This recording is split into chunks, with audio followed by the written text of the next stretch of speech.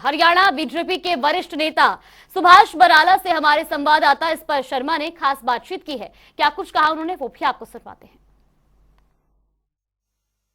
BJP के वरिष्ठ नेता सुभाष बराला जी हमारे साथ बात करने के लिए मौजूद है। प्रधानमंत्री नरेंद्र मोदी सरकार के 9 साल पूरे होने वाले हैं। सर, एक लंबी रूपरेखा कहीं ना कहीं जो है तैयार होती हुई नजर आ रही है। आपने जो है दिल्ली में बैठक में भी शिरकत की। क्या कुछ चर्चा का विषय रहा? देखिए, आज हमारी दिन भर बैठक चली है, अभी भी चलेगी। दोबारा से एक वर्चुअल बैठक होगी, फिर नड्डा जी के साथ उनके निवास पर भी बैठक होगी। और ये बैठकों का जो दौर है, ये 30 तारीख से जो अभियान चलेगा, 30 मई से और 30 जून तक देश के प्रधानमंत्री नरेंद्र मोदी जी की सरकार के 9 साल पूरे होने पर और उस सरकार की उपलब्धियां हम जन जन तक लेकर के जाएंगे, जिसमें जन कल्याण से लेकर के विकास के जितने काम हुए हैं, देश के उत्थान के लिए जितने काम हुए हैं, ऐसी सारी उपलब्धियां लेकर के जाएंगे। और अभी 25 तारीख तक सारी बैठकें करके, नीचे मंडल स्तर तक की बैठकें करके इस अभियान की जो तैयारी है संगठनात्मक रूप से उसको हम पूरी कर लेंगे। और फिर 30 तारीख को देश के प्रधानमंत्री जी मैदान के अंदर उतरेंगे और उनकी बड़ी सभाओं के साथ ही इस कार्यक्रम की शुरुआत होगी। और 20 तारीख तक इस प्रकार की सभाएं हम लोग लोकसभा, विधानसभा के सम्मेलन और छोटी छोटी इस प्रकार की गोष्ठियां वो चलेंगी।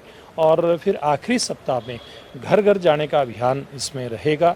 और इसमें मेंबर पंचायत से लेकर के मेंबर पार्लियामेंट, देश के प्रधानमंत्री से लेकर के हमारा नीचे का जो कार्यकर्ता है, राष्ट्रीय अध्यक्ष जी से लेकर के बूथ का हमारा अध्यक्ष, ऐसे सब कार्यकर्ता इस महासंपर्क अभियान में घर घर जाकर के जनता को, देश के नागरिकों में बताने का काम करेंगे कि हमारी सरकार ने किस प्रकार से जन उत्थान के काम किए हैं। सर, बीजेपी हमेशा चुनावी मोड में कहीं ना कहीं देखने को मिलती हुई नजर आती है। हाल फिलहाल में कर्नाटक के नतीजे आए, बीजेपी जिस तरीके के नतीजे उम्मीद कर रही थी उस तरीके के नतीजे नहीं देखने को मिलते हुए नजर आए।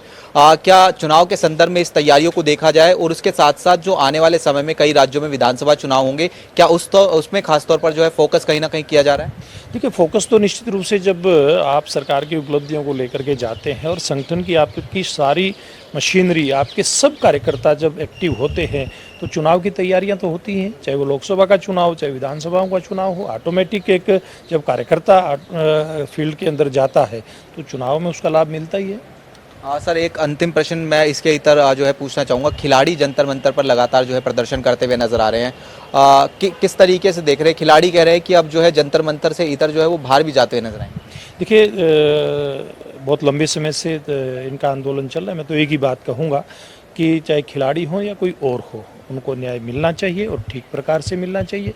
खिलाड़ियों ने हमारे देश के लिए काम किया है, तो निश्चित रूप से जो भी न्याय संगत होगा और जो भी प्रक्रिया होगी, मैं दावे के साथ कह सकता हूँ कि इनको न्याय मिलेगा। बहुत बहुत शुक्रिया सर। तो ये सुभाष बराला जी थे जो जनता टीवी से खास बातचीत कर रहे थे। कैमरामैन चंचल गुप्ता के साथ स्पर्श शर्मा, जनता टीवी, दिल्ली।